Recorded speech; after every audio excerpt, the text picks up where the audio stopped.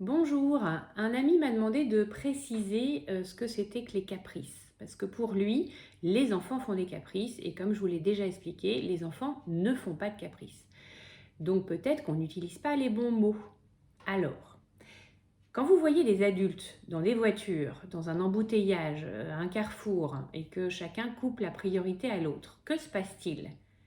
Les gens s'énervent, utilisent des jolis mots, des gestes absolument charmants, peuvent même descendre de la voiture et en venir aux mains. Qu'est-ce que c'est?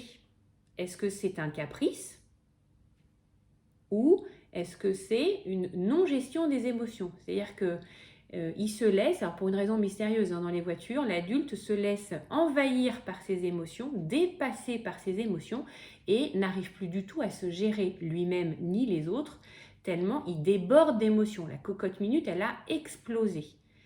Et donc, comment on appelle un adulte qui pète les plombs dans une voiture? Est-ce que c'est un caprice? Est-ce que c'est un pétage de plomb? Est-ce que c'est une charge émotionnelle trop forte? Chacun va utiliser le mot qu'il veut. Mais en fait, un enfant en dessous de 7 ans, c'est un adulte dans une voiture pris dans un embouteillage. L'enfant va avoir des émotions qui débordent, qui débordent, qui débordent. Et comme il a le cerveau qui n'est pas mature, mais enfin, l'adulte dans la voiture est censé avoir un cerveau mature, hein, c'est 25 ans, un cerveau mature, mais on va dire pour ne pas trop se moquer des gens en voiture, que l'enfant avant 7 ans n'est pas capable de gérer son trop-plein d'émotions. Donc quand la cocotte minute déborde, quand ça explose, bah oui, il se roule par terre, il tape, il crie, il casse, il pousse son frère, sa sœur, je sais pas. Euh, voilà, il pète un plomb. Il pète un plomb comme un adulte pète un plomb en voiture.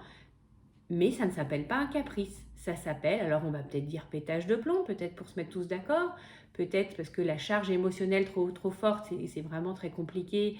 Et Elodie Pou rigolerait bien et pourrait le mettre dans ses spectacles, que je vous conseille d'ailleurs. Mais c'est pas un caprice. C'est pas un caprice. Donc voilà, les caprices n'existent pas chez les enfants avant 7 ans. C'est pas la même chose. Voilà pour la définition.